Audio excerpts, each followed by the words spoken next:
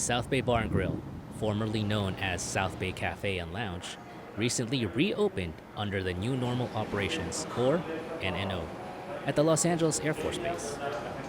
It feels good to be back to work after being off for 4 months. The NNO is a welcoming change to club manager Miss D, and for good reason. Working from home had not been easy, and just dealing with the stress of the pandemic and worrying about my employees, being able to bring them back to work, is really awesome to be back to be able to do that. The reopening introduced several changes to protect diners and the at-risk employees of the Space and Missile Systems Center from COVID-19. So I have a person at the door to make sure there's not too many people in at one time. We've marked the floors 6 feet apart. We have sanitizing machines set outside so that people can sanitize upon entering.